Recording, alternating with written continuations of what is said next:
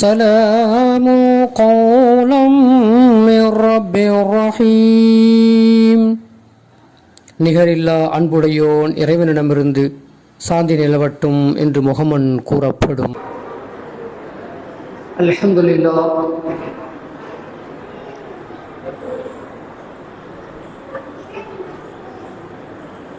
நஹ்மதுஹு வ நுஸல்லி அலா ரசூலிஹில் கரீம். அம்மா பஅத்.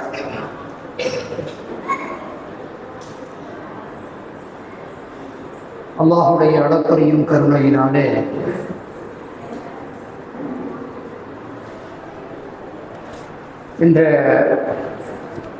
இன்றைய 15வது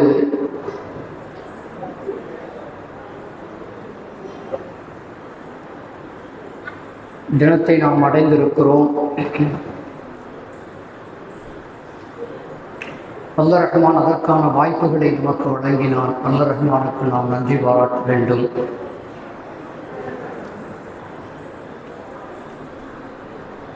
கல்வி அப்படிங்கிற ஒரு செய்தி இன்ஷா அல்லாஹ் நமக்கு மத்தியிலே அவசியமாக அதை பரிமாறிக்கொள்ள வேண்டிய கட்டாயத்திலே நாம் இருக்கிறோம்.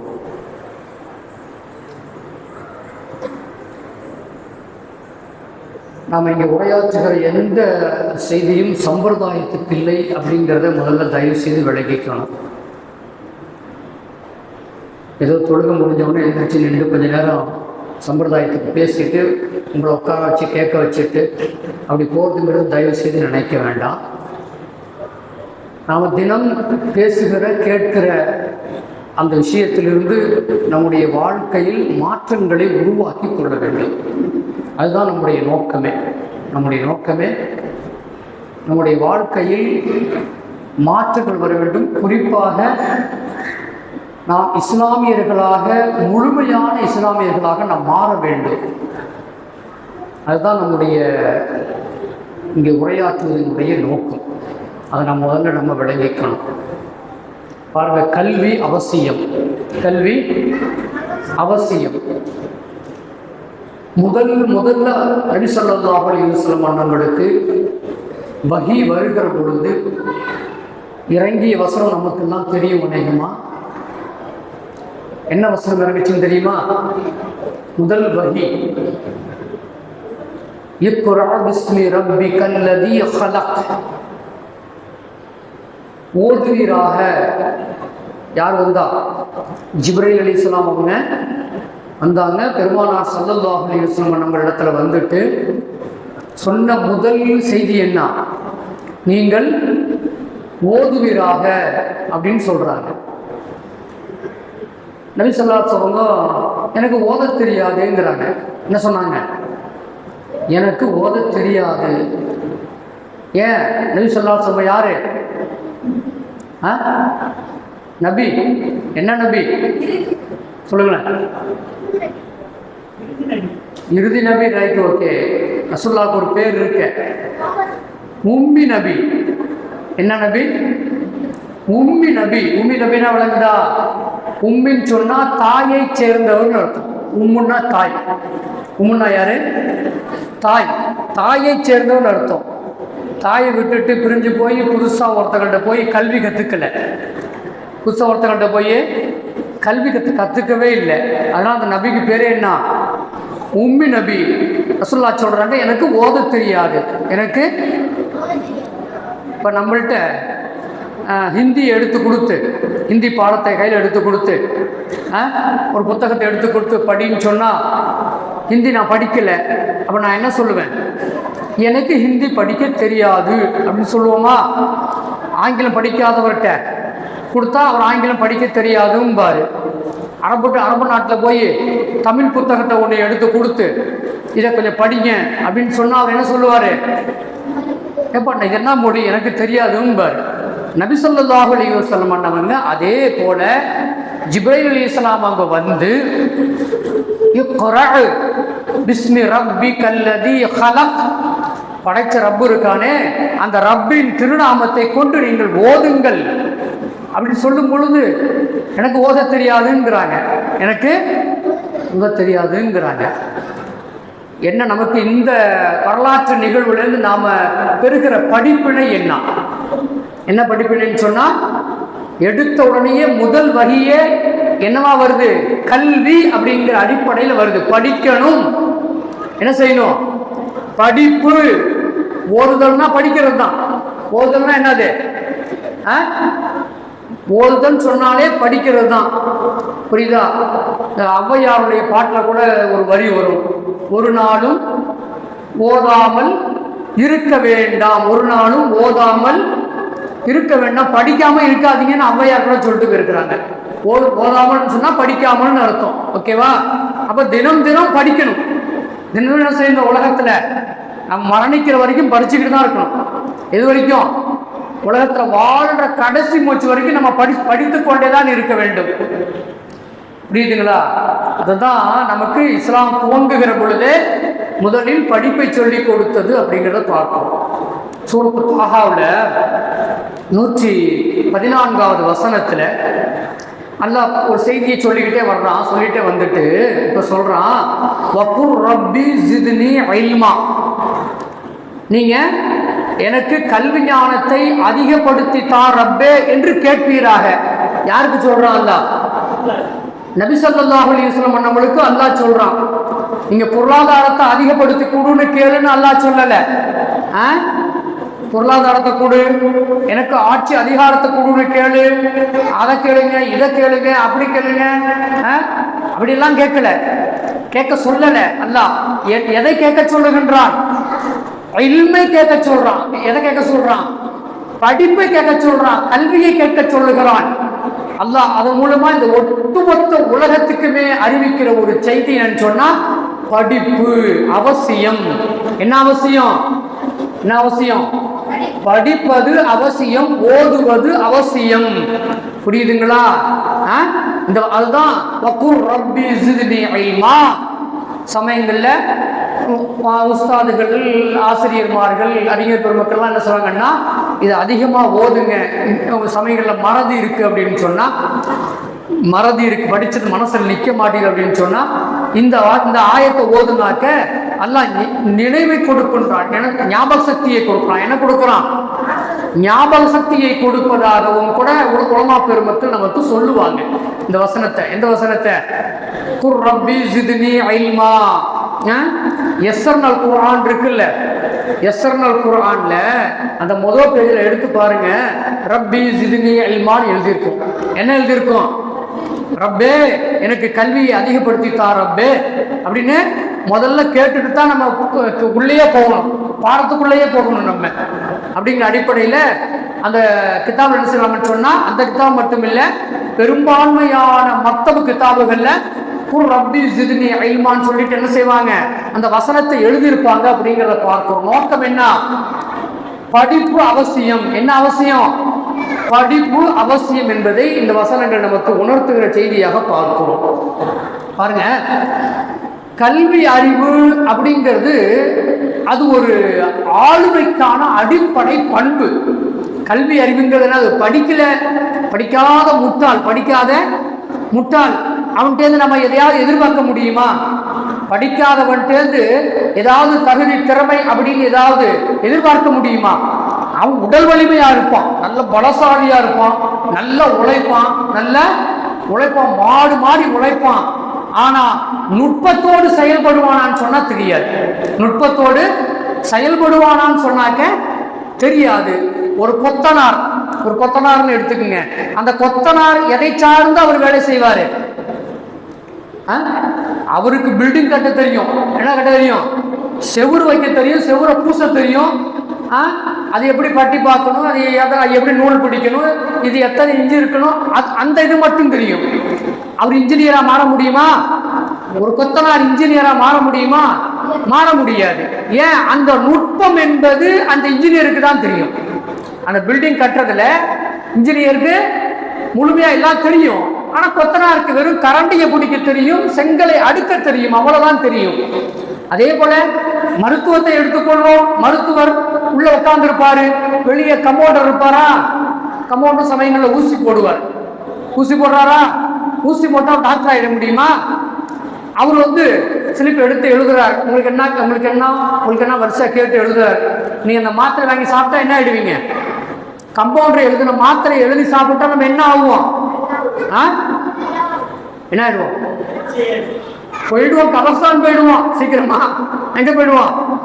அதுவே டாக்டர் எழுதுனா என்ன இருக்கும்? நம்முடைய நோய் போகும், நம்மள்ட்ட இருக்கிற நோய் போகும். அந்த நுட்பம் அவருக்கு தான் தெரியும். யாருக்கு தான் தெரியும்? டாக்டருக்கு தான் தெரியும். இவருக்கு என்ன நோய், என்ன பிரச்சனை, இவர் உடல்ல என்ன அறிகுறிகள் இருக்கு அப்படிங்கிறத கண்டறிஞ்சு அதற்கான மருத்துவத்தை செய்யக்கூடியது மருத்துவராக இருப்பார். ஆக படிப்பு என்பது அவசியமானது. அந்த அந்த ஒரு ஆளுமை திறனை உருவாக்கக்கூடியது என்பது எதுவாக இருக்கிறது? படிப்பாக இருக்கிறது, கல்வியாக இருக்கிறது அப்படிங்கிறத நம்ம விளங்கிக்கணும். படிப்பு ரொம்ப அவசியம் அப்படிங்கிறத விளங்கிக்கணும். நாம சூரத்துல் பக்கராவில் ஒரு செய்தி பேசப்படுகிறது. சூரத்துல் பக்கரா எத்தனாவது அத்தியாயம் சொல்லுங்களேன்? சூரத்துல் பக்கரா எத்தனாவது அத்தியாயம்? இந்த ஆலிபாக்கெல்லாம் ஒருத்தர் இல்லையா? இங்க எல்லாம் காணா போயிட்டாங்களோ? சரி, பரவாயில்ல. இந்த பக்கம் சொல்லுங்களேன் யாராவது. சூரத்துல் பக்கரா எத்தனாவது அத்தியாயம் நீங்க சொல்லுங்களேன். கண்டிப்பா என்ன செய்யணும்னு சொன்னா கையில ஒரு கரம்பு எடுத்துக்கிட்டு தான் வரிசையா வரணும். கரம்பு எடுத்துக்கிட்டு தான் என்ன செய்யணும்னு சொன்னா வரணும். அப்ப என்னன்னா நம்ம குர்ஆனை திறப்பதே இல்லை அப்படிங்கிறது தெரியுது. குர்ஆனை நம்ம திறக்கிறதே இல்லை. சூரத்துல் ஃபாத்திஹாவிற்கு அடுத்து வரக்கூடிய அத்தியாயம் என்ன? இரண்டாவது அத்தியாயம். ஏன் லேட்டு? சூரத்துல் பக்கரா இரண்டாவது அத்தியாயம். பார்த்தீங்களா? அப்ப நம்ம என்ன செய்யணும்? படிப்பு அவசியம். என்ன அவசியம்? படிப்பு அவசியம். அதுவும் நுட்பத்தோடு படிக்க வேண்டும். எப்படி படிக்கணும்? வெறும் ஏட்டு சுரக்காயா இல்லாம, தமிழ்ல ஒரு பழமொழி சொல்லுவாங்க, ஏட்டு சுரக்காய் எதுக்கு உதவாது? எதுக்கு உதவா சொல்லுங்களேன்? கறிக்கு உதவாது.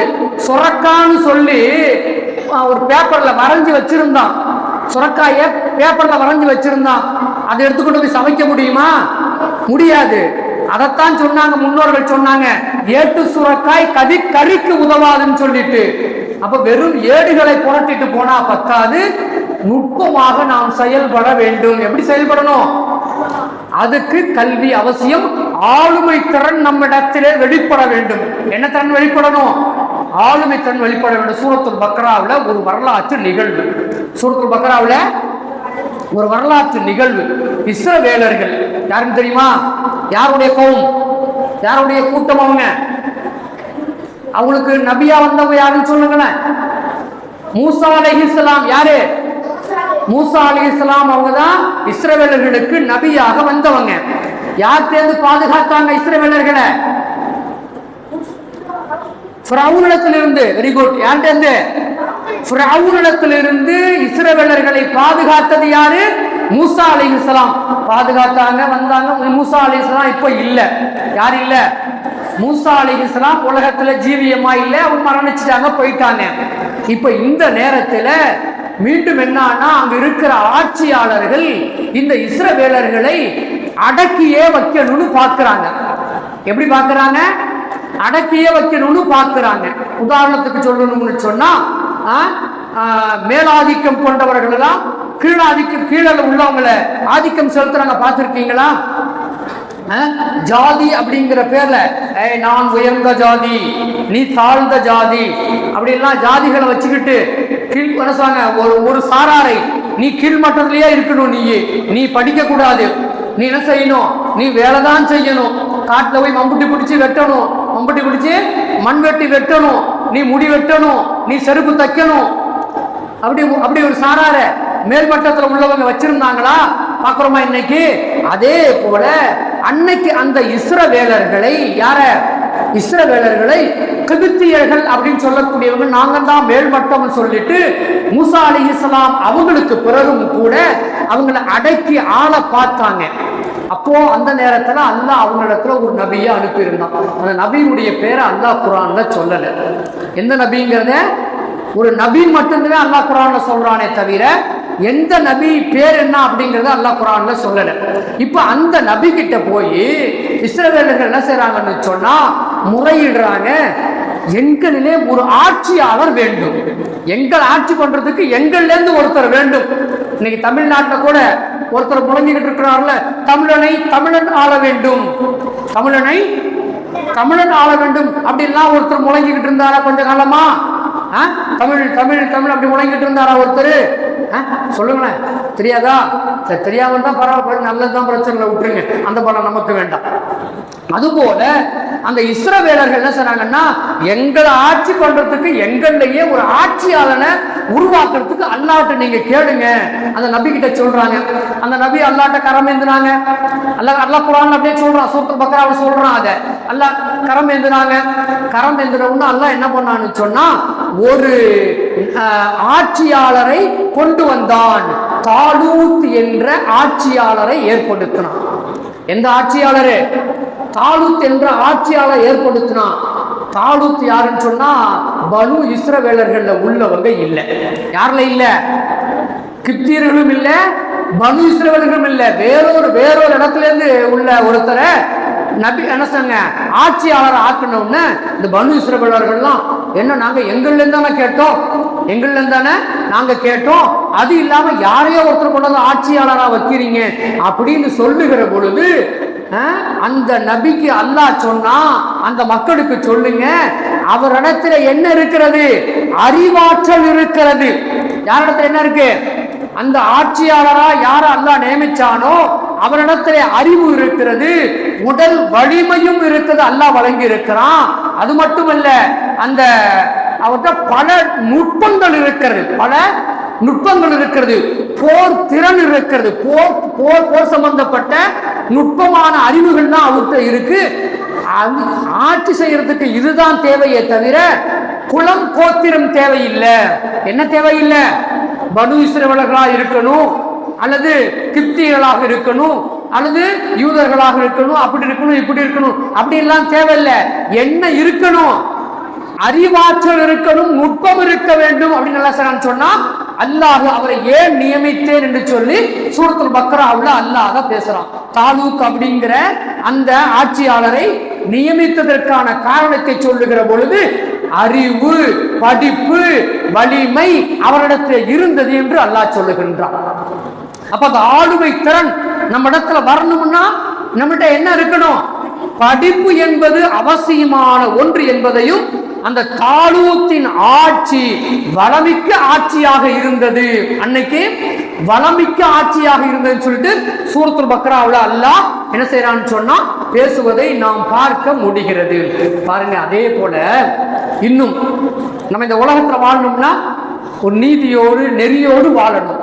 நீதியோடு நெறியோடு வாழணும் அப்படின்னா விளங்குதா? என்ன விளங்குதா? நீதியோடு நெறியோடு என்ன விளங்குதா? அநியாயம் செய்யாமல், அழிச்சாட்டியங்கள் புரியாமல், ஒருவரை ஒருவர் அடக்குமுறை செய்யாமல், நீ மேல் ஜாதி நான் கீழ் ஜாதி அப்படிங்கிற மாதிரியான மனோநிலையில இப்ப நம்மள்கிட்ட அந்த அந்த அது மாதிரியான சிந்தனைகள் இருக்கு. இப்ப நம்ம பகுதியிலும் கூட அது மாதிரியான, நம்ம பகுதி மட்டும் இல்லை, பொதுவாகவே இருக்கு, நம்ம பகுதியிலும் கூட அது இருப்பது என்பதை பார்க்கிறோம். சில நேரங்களிலே ஒரு நல்ல அறிவாளி தன்னை வளர்த்து கொண்டு அப்படியே மேல வரும் பொழுது என்ன செய்வாங்கன்னு சொன்னா, இவன் நம்ம ஊருக்காரன் இல்லை. யாரு இவன்? நம்ம ஊருக்காரன் இல்லை, இவனை இதுக்கு மேல வளர விடக்கூடாது, இவனை இதுக்கு மேல என்ன செய்யக்கூடாது, வளர விடக்கூடாதுன்னு என்ன செய்வாங்கன்னு சொன்னா கொஞ்சம் தட்டி வைக்க பார்ப்பாங்க. என்ன செய்வாங்க? கொஞ்சம் தட்டி வச்சு என்ன செய்வாங்க, அவனை கொஞ்சம் தட்டி விடாம, நம்மால் இல்ல, அவன் நம்ம ஊருக்காரன் இல்ல, தட்டி வை அவனை. பார்க்கிறோமா? அதெல்லாம் ஏன் நடக்குது? அந்த மனோநிலை சரியில்லாதனால நடக்குது. அது இல்லாமல் இருக்கணும் அப்படின்னு சொன்னா, ஒரு சமத்துவத்தை பேணணும் அப்படின்னு சொன்னா, நீதி நெறியை சார்ந்து வாழ வேண்டும் சொன்னாக்க கல்வி அறிவு அவசியம். எந்த கல்வி? அதனால்தான் ரசூலுல்லாஹ் சொன்னாங்க, வெறும் கல்வியை கொடுப்பதல்ல, ஆனா ஊனாவை படிப்பது, ஏபிசிடியை படிப்பது, ஹூவாரியும் கேட்க தெரிஞ்சு வச்சுக்கிறது, அப்படி அது மட்டும் அல்ல. என்ன செய்யணும்? என்ன செய்யணும் சொன்னா, நீதியோடு நெறியோடு இருக்கக்கூடிய ஒழுக்கம் சார்ந்த கல்வி அவசியம். என்ன சார்ந்த கல்வி? ஒழுக்கம் சார்ந்த கல்வி. ஒழுக்கம் இல்லாத கல்வி ஃபாயிதாவே இல்லை. ஒழுக்கமே இல்லை, அவன் படிச்சு என்ன ஃபாயிதா? அவன் படிச்சு ஏதாவது ஃபாயிதா இருக்கா? அவன் என்ன வேணாலும் படிக்கட்டும், எத்தனை PhD வேணாலும் பண்ணட்டும், அவன்கிட்ட ஒழுக்கம் இல்லைன்னு சொன்னா, அவன்கிட்ட நீதி இல்லைன்னு சொன்னா, நெறியோடு அவன் நடந்துக்கலன்னு சொன்னா, அவன் கல்வி அவன் கற்றிருக்கிறதெல்லாம் வெறும் ஏட்டு சுரக்காய். அது என்ன செய்யாது, அவனுக்கு உதவாது மட்டுமல்ல, அது உபத்திரம் செய்யும். அது என்ன செய்யும், உபத்திரம் செய்யும்.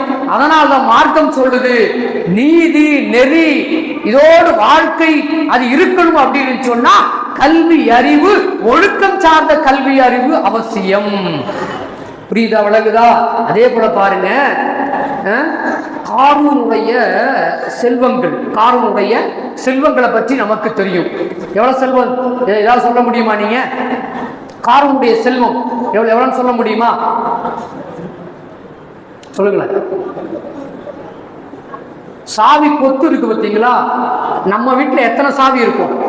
பீரோ சாவி எத்தனை இருக்கும்? ஒரே ஒரு பீரோ இருந்தா ஒரு சாவி இருக்கும், அலமாரி இருந்தா 2 சாவி இருக்கும், அங்க நீங்க ஒண்ணு பெட்டி வச்சிருந்தா பெட்டிக்கு ஒண்ணு இருக்கும், ஒரு 3 சாவி 4 சாவி வச்சிருப்போம். ஆனா இந்த காரூனுடைய சாவி எவ்வளவு தெரியுமா? 100கணக்கான கோவேரி கழுதைகளின் மீது ஏற்றுவாங்க சாவி, வெறும் சாவியை மட்டும். அப்ப ஹசானா எவ்வளவு வச்சிருப்பாங்க? ஹசானா என்பது எவ்வளவு இருக்கும்? சொத்து சேர்த்து வச்சது எவ்வளவு இருக்கும்? அந்த நேரத்தில் அப்படிப்பட்ட அந்த காரூனை பார்த்துவிட்டு அந்த காலத்துல இருந்த அந்த பலகீனமான மக்கள், செல்வத்துல பலகீனமான மக்கள், ஏழ்மை இருந்த மக்கள் என்ன செய்யறாங்கன்னு சொன்னா, அவனை போல நானும் வாழணும் அப்படின்னு விரும்பி என்ன செய்யறாங்க, இருக்கிற நபி கிட்ட சொல்றாங்க, ரப்பு கிட்ட கேளுங்க, இவன மாதிரி நானும் வாழணும். யார மாதிரி? இந்த காரூனை போல எனக்கும் செல்வம் வேணும், கேட்டு வாங்கி கொடுங்க. யார்கிட்ட கேட்டாங்க? அன்றைய நபி கிட்ட கேட்கிறாங்க, காரூனை போன்று எனக்கும் செல்வம் வேண்டும், வாங்கி கொடுங்கன்னு சொல்லிட்டு. அப்ப அல்லாஹ் சொல்றான், அல்லாஹ் குர்ஆன்ல 28வது அத்தியாயம் 79வது வசனத்துல அல்லாஹ் சொல்றான், வகாலல்லதீன ஊத்துல் இல்ம வைலக்கும். என்ன சொல்றான்னு சொன்னா, ஆயினும் கல்வி அறிவு வழங்கப்பட்டவர்கள், அப்போ கல்வி அறிவு கொடுக்கப்பட்டவங்க எல்லாம் சொல்றாங்க, அந்த இருக்கிற நபியும் படிச்சவங்களும் சேர்ந்து சொல்றாங்க, உங்களின் நிலை குறித்து நாங்கள் வருந்துகிறோம். வைலக்கும் அப்படின்னா உங்களுடைய நிலையை குறித்து நாங்க வருத்தப்படுறோம். அவன் சம்பாரிச்சு வச்சிருக்கிறான்னா வச்சுட்டு போறான், நீங்க அதை பார்த்துட்டு ஏன் நீங்க அது மாதிரி நான் இருக்கணும்னு நினைக்கிறீங்க? அப்படி நீங்கள் நினைக்க வேண்டாம்னு சொன்னது யாரு? கல்வி அறிவு பெற்றவர்கள் அந்த மக்களுக்கு சொல்றாங்க, நீங்க அப்படிலாம் நினைக்காதீங்க, அது அது அது நமக்கு உலகத்துல அவசியம் அல்ல சொல்லிட்டு, சவாபுல்லாஹி ஹைருன், அல்லாஹ்வுடைய கூலி இருக்கே அதுதான் சிறந்தது, அதுதான் சிறந்தது. எனவே லிமன் ஆமன வஅமில சாலிஹன், நீங்க அல்லாஹ்வை நம்பிக்கை கொள்ளுங்க, நல்ல காரியங்களை செய்யுங்க, இந்த உலகத்துல உங்களுக்கு சுபிட்சமான வாழ்வு கிடைக்கும் அப்படின்னு சொல்லி கொடுத்தது யாரு? படிச்சவங்க. யாரு?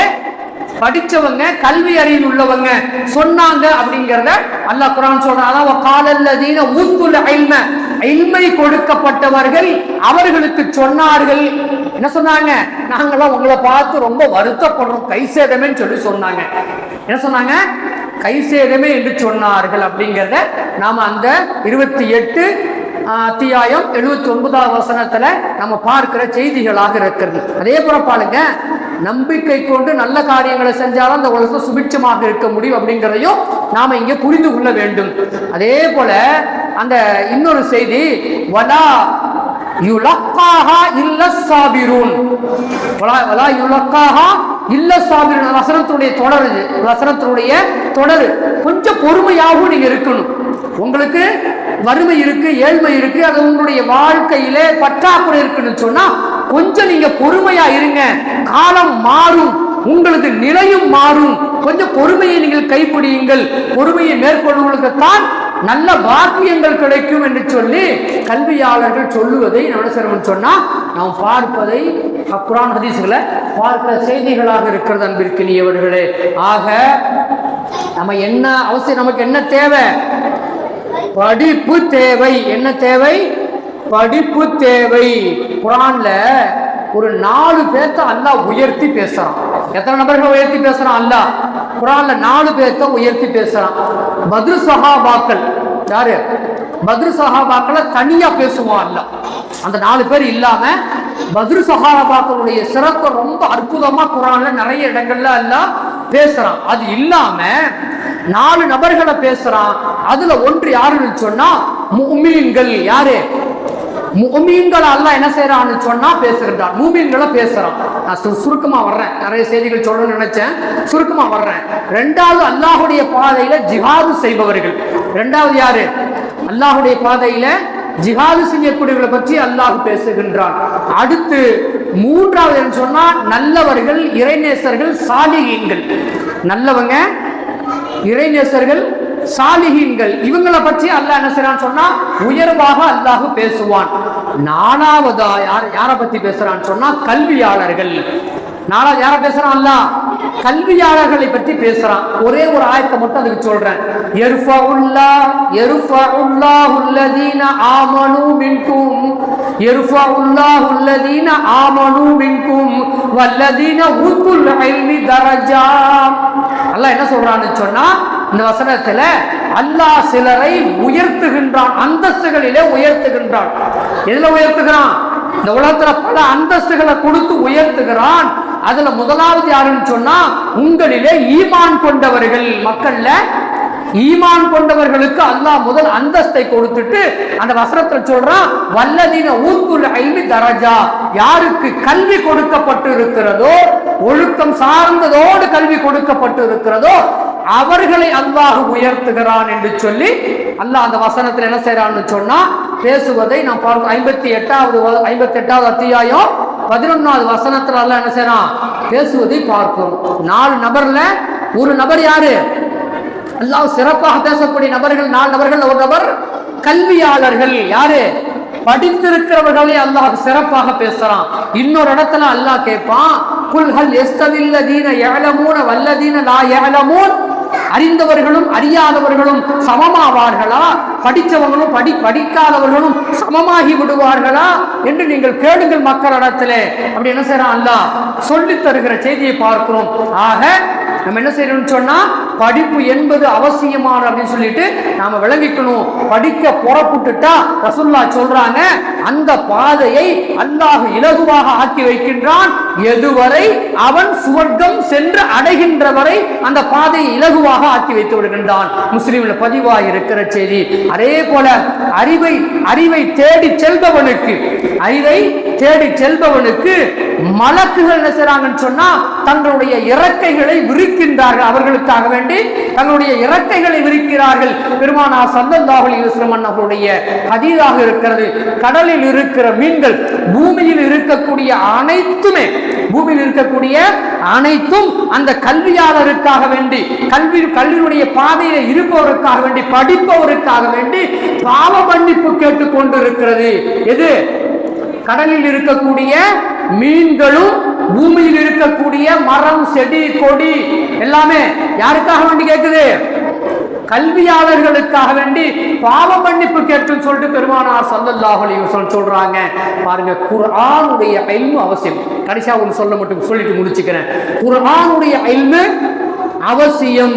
இன்னைக்கு குர்ஆனுடைய இல்மு என்பது மிக குறைவாக இருக்கிறது. அறிஞர் பெருமக்கள் வருத்தப்படுகிறார்கள். குர்ஆனே ஓதத் தெரியாதவன் தன்னை முஃமின் என்று சொல்லிக் கொள்வான் என்று சொன்னால் அதை விட வருத்தம் வேறு இல்லை. உலகத்துல இப்ப ஏறத்தாழ முஸ்லிம்களுடைய எண்ணிக்கை என்னன்னு தெரியுமா? ஒட்டுமொத்த உலகத்துல முஸ்லிம்களுடைய எண்ணிக்கை ஏறத்தாழ 200 கோடிக்கு நெருக்கம். எவ்வளவு? 200 கோடிக்கு நெருக்கம். அவ்வளவு மக்கள்ல குர்ஆன் பார்த்து ஓத தெரிந்தவர்கள் அப்படின்னு சொன்னா 3%. 100 நபருக்கு 3 பேர். 100 நபருக்கு 3 பேர் தான் குர்ஆனை பார்த்து ஓத தெரியுதான். ஒரு புள்ளி விவரம். அப்ப எவ்வளவு பெரிய வருத்தம் என்பதை நாம் புரிந்து கொள்ள வேண்டும். ஆக குர்ஆனுடைய இல்மு என்பது மிக அவசியமான ஒன்று. அல்லாஹ்வுக்கு சொந்தமானவர்கள் சொல்லிட்டு பெருமானார் ஸல்லல்லாஹு அலைஹி சொல்றாங்க அஹ்லுல் குர்ஆனி, குர்ஆன் உடையவர்கள் தான் அஹ்லுல்லாஹ், அவர்கள் அல்லாஹ்வுக்கு சொந்தமானவர்கள். வஹாஸத்துஹு, இன்னும் அல்லாஹ்வுக்கு மிக நெருக்கமாக இருக்கக்கூடிய சொந்தக்காரராக இருக்கிறார்கள். யாரு? குர்ஆனுடையவர்கள், குர்ஆனோடு குர்ஆனை கற்று குர்ஆனை ஓதத் தெரிந்து பொருள் அறிந்து அந்த வாழ்க்கையை தன்னுடைய எடுத்துக்கொள்ளக்கூடியவங்கள யாருடைய சொந்தக்காரர்கள்? அல்லாஹுடைய சொந்தக்காரர்கள். யாருடைய சொந்தக்காரங்க? அல்லாஹுடைய சொந்தக்காரர்கள். எந்த உள்ளத்திலே குர்ஆனின் எந்த பகுதியும் இல்லையோ ரசூலுல்லாஹ் சொல்றாங்க அது பாழடைந்த வீடு. குர்ஆனுடைய பகுதி எதுவுமே உள்ளத்துல இல்லைன்னா அந்த உள்ளம் எப்படிப்பட்டது? பாழடைந்த வீடு. குடி இல்லாம ஒரு வீடு இருந்தா அது அங்க என்ன இருக்கும்? புழு பூச்சிகள், வலை பிட்டி, செடிகள் முளைத்து வீட்டுல குடி, அந்த வீட்டுல குடி இருக்க முடியுமா? உள்ள பாம்பெல்லாம் உள்ள போய் குடி இருக்கும். அது மாதிரிதான் குர்ஆன் இங்க இல்லைன்னா உள்ள என்ன போயிடும்? எல்லா பலாயும் உள்ள போயிடும் ரசூலுல்லாஹ் சொல்றாங்க. பாலடைந்த வீடுமாறு ஆயிடும் சொல்லிட்டு கல் பைத்தில் ஹரிபி அந்த வார்த்தையை பயன்படுத்துறாங்க. கல் பைத்தில் ஹரிபின்னு சொல்லிட்டு கியாமத்து நாள் அன்று குர்ஆன் உடையவர்களுக்கு ஆடை அணிவிக்குமாறு குர்ஆன் பரிந்துரை செய்யுமா? யார் பரிந்துரை செய்யறது? குர்ஆன் யாருக்கு? உலகத்துல வாழும் போது குர்ஆனை வச்சுக்கிட்டே வாழ்ந்தான் பத்தியா, அவனுக்கு நாளை மறுமையில என்ன செய்யும்? மஹ்ஷர் மைதானத்துல நாமெல்லாம் எப்படி இருப்போம்? நிர்வாணமாக இருப்போம். எப்படி இருப்போம்? உடை இல்லாமல், ட்ரெஸ் இல்லாம இருப்போம். அப்ப குர்ஆன் அல்லாஹ்ட்ட முறையிடும், ரப்பே என்ன படிச்சவன் இவன், என்னை உள்ளத்திலே சுமந்தவன், இவனுக்கு ஆடை அணிவி, ஆடையை கொடு. திரும்ப திரும்ப என்ன செய்யணும்னு சொன்னா ஒரு ஆடையை கொடுத்த உடனே பத்தாது இன்னும் கொடு, பத்தாது இன்னும் கொடு, தொடர்ந்து கேட்டு அவனை கண்ணியப்படுத்துமாம். அதான் குர்ஆனுடைய இல்மு. அன்பிற்கினியவர்களே, குர்ஆனை இனிமையான குரலிலே நாம் ஓதுவோம் சொன்னா அந்த சப்தத்தை அல்லாஹ் கவனமாக கேட்கின்றான். வேறு எந்த சப்தத்தையும் அல்லாஹ் கேட்கறது இல்ல. என் வீட்டுல ஒரு பாட்டு ஒலிக்குது, என் வீட்டுல ஒரு பாட்டு, சினிமா பாட்டு ஒலிக்குது, யாரு கேட்பாங்க? ஷைத்தான் காது கொடுத்து கேட்பான். அதுவே குர்ஆன் ஓதுகிற அந்த சப்தம் யார் காது கொடுத்து கேட்கிறது? அல்லாஹ் காது கொடுத்து கேட்பதாக பெருமானார் ஸல்லல்லாஹு அலைஹி வஸல்லம் சொல்றாங்க. வல்ல ரஹ்மான் ஹக் சுப்ஹானஹு வ தஆலா நமக்கு கல்வியிலே மிகச்சிறந்தவர்களாக, ஆளுமை உள்ளவர்களாக, குறிப்பாக குர்ஆனுடைய இல்மிலே நாம் தேர்ச்சி பெற்றவர்களாக, அதனோடு தங்கள் வாழ்க்கையை அமைத்துக் கொண்டவர்களாக அல்லாஹ் வாழ்க்கை அருள்புரிவானாக. வாஹிர் தஅவானா அல்ஹம்துலில்லாஹி ரப்பில் ஆலமீன். அஸ்ஸலாமு அலைக்கும் வ ரஹ்மத்துல்லாஹி வ பரகாத்துஹு.